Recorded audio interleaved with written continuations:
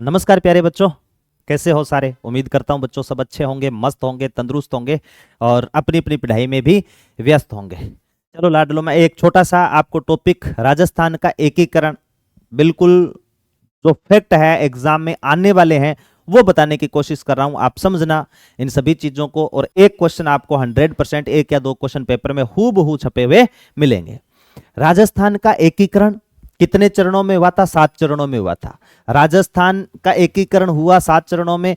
कितनी रियासतें, कितने केंद्र शासित प्रदेश थे? तो लाडलो 19 रियासतें, 3 ठिकाने, 1 केंद्र शासित प्रदेश था। ठीक है ना, 19 रियासतें, 3 ठिकाने, 1 केंद्र शासित प्रदेश था। सर 3 ठिकाने कौन कौन से थे? तो लाडलो 3 ठिकाने अगर आपसे पूछा जाए तो 3 ठिकाने हैं निमराना, लावा, कुशलगढ़। कौन कौन से थे यहाँ का? निमराना राव राजेंद्र सिंह, लाप्रभा प्रदीप सिंह, कुशलगढ़ हरेंद्र सिंह, ये थे। केंद्र शासित प्रदेश पूछ ले, अजमेर मेरवाड़ा केंद्र शासित प्रदेश था। इसकी अलग विधानसभा थी, इसमें 30 सदस्य थे। कितने सदस्य थे लाडलो? 30 सदस्य थे, अलग विधानसभा थी। और इनकी विधानसभा को बोलते थे धारासभा, और इनका एकमात्र मुख्यमंत्री था लाडलो हरिभाऊ उपाध्याय।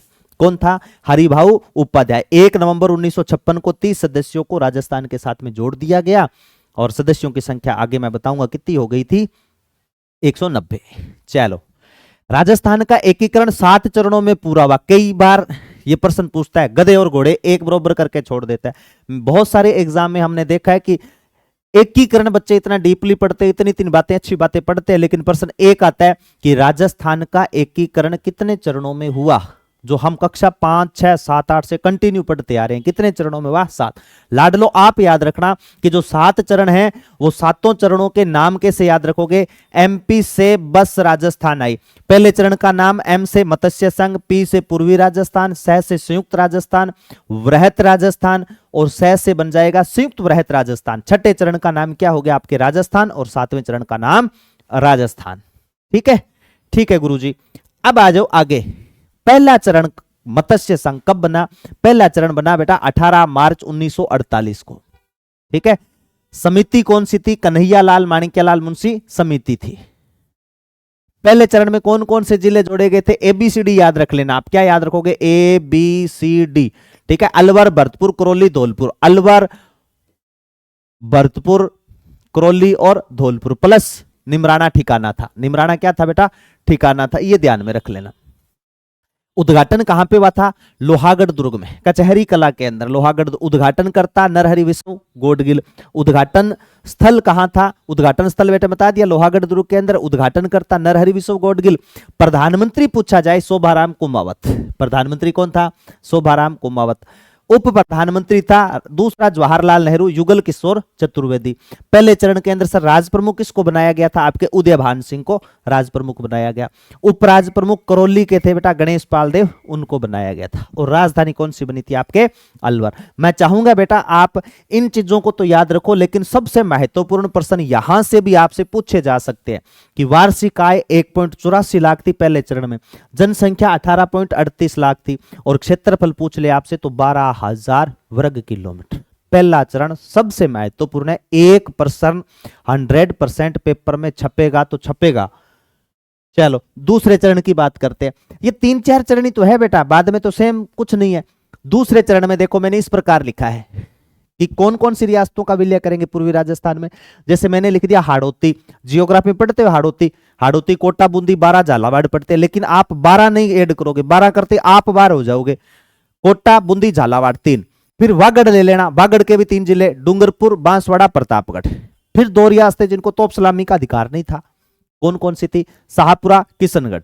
शाहपुरा और किशनगढ़। ठीक है, अब एकमात्र मुस्लिम रियासत टोंक होगी, 9 रियासत। एक ठिकाना हो जाएगा कुशलगढ़। ये देखो कोटा, बूंदी, झालावाड़, डूंगरपुर, बांसवाड़ा, प्रतापगढ़, किशनगढ़, शाहपुरा, टोंक। फिर वही बात, पहले दूसरे चरण का गोडगिल, नरहरि विष्णु गोडगिल। उद्घाटन स्थल कहां होगा गुरुजी? कोटा दुर्ग। राजधानी भी कहां बनेगी? कोटा की। राज प्रमुख भी कोटा के राजा को ही बनाया जाएगा, महाराव भीम सिंह को। और करोल अपने बूंदी का राजा था बहादुर सिंह, उसको उपराज प्रमुख बनाया गया था। प्रधानमंत्री गोकुलाल असावा। ठीक है लाडलो, ठीक है गुरुजी। अब आ जाओ बेटा तीसरे चरण पे। तीसरा चरण देखो, तीसरा चरण कब बना था? 18 अप्रैल 1948 को। 18 अप्रैल 1948 को बना था। नाम क्या रखा था तीसरे चरण का? संयुक्त राजस्थान। क्या नाम रखा गया है? संयुक्त राजस्थान। पूर्वी राजस्थान प्लस उदयपुर। क्या नाम रखा गया इसका बेटा? पूर्वी राजस्थान प्लस उदयपुर। किसको मिलान किया? पूर्वी राजस्थान के साथ में उदयपुर को मिलाया गया है। किसको मिलाया बेटा? उदयपुर को मिलाया। उद्घाटन करता एकमात्र ऐसा चरण जिसका उद्घाटन करने के लिए भारत का सबसे बड़ा नेता है पंडित जवाहरलाल नेहरू, तीसरे चरण का। और सबसे बड़ी रियासत का विलय हो रही है बेटा मेवाड़ का। और जो मेवाड़ हमेशा महाराणा भूपाल सिंह बोलते थे कि हमारे पास में दौलत है, इज्जत है, शोहरत है, शानो शौकत है, हम भारत नामक देश में क्यों मिले? भारत नामक देश मिलना चाहता है तो वो मेवाड़ में मिले, है ना। तो राज प्रमुख नहीं, राज प्रमुख बनाया गया था। 20 लाख का प्रीव्यू पर्स भी इनको दिया गया था। राजधानी भी कौन सी रखी गई थी? उदयपुर।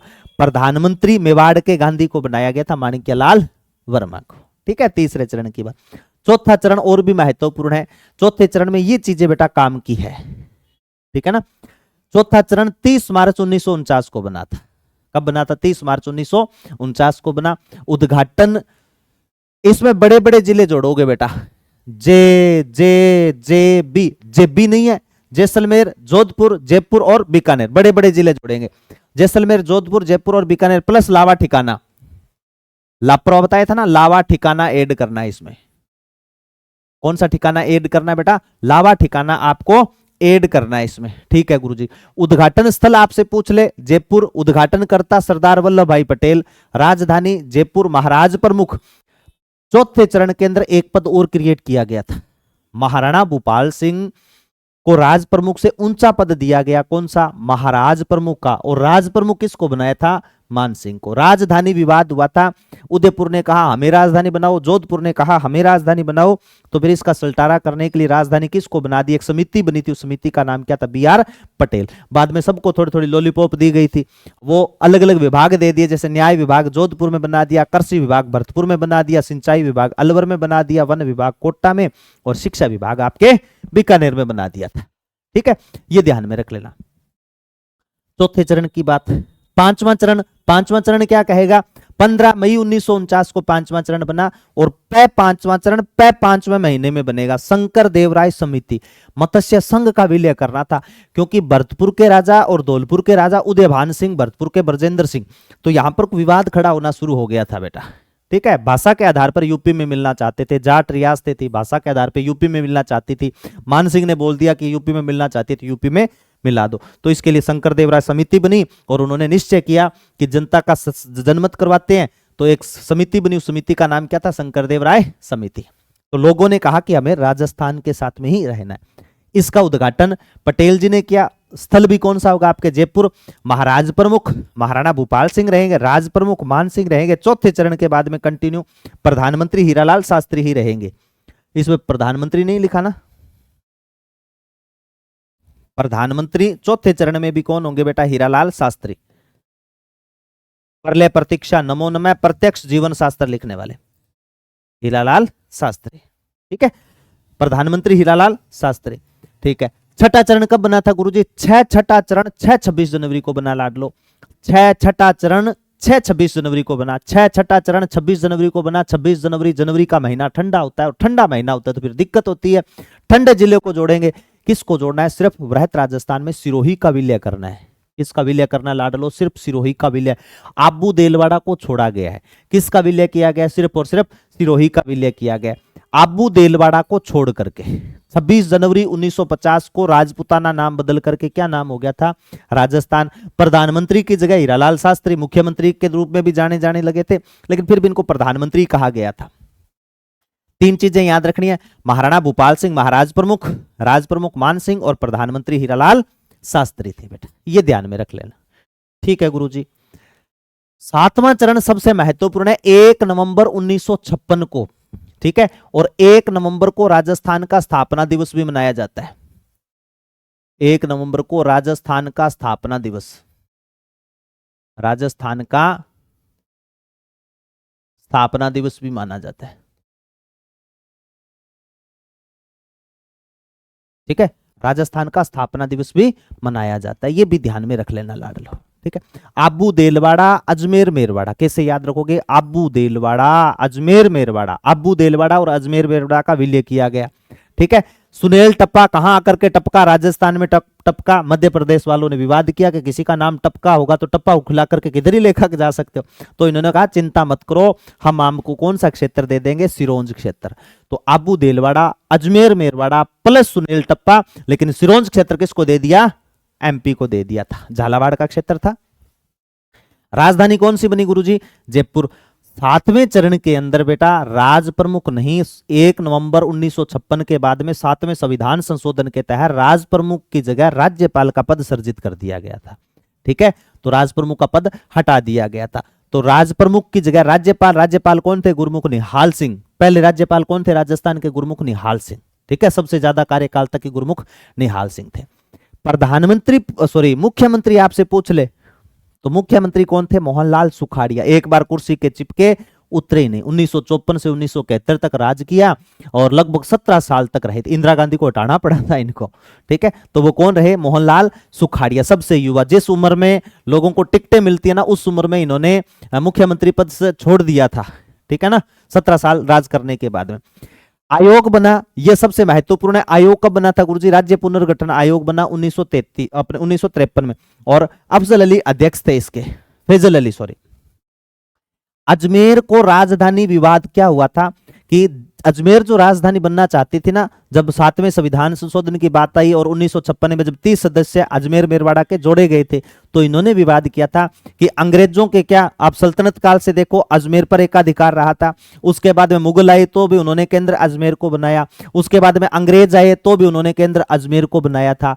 अब हरिभाऊ उपाध्याय है अजमेर का प्रमुख मुख्यमंत्री, तो राजधानी अजमेर रहनी चाहिए। अगर अजमेर राजधानी रहेगी तो अजमेर का खूब विकास होगा। तब लोगों ने कहा कि अजमेर का विकास होगा कि नहीं होगा, हरिभाऊ उपाध्याय आप अपना विकास करना चाहते हो।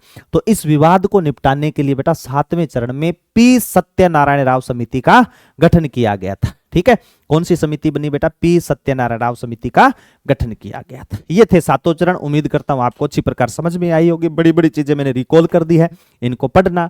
ठीक है, मिलते हैं ऐसी छोटी वीडियो के साथ। तब तक के लिए सभी बच्चों को नमस्कार, जय हिंद, जय भारत।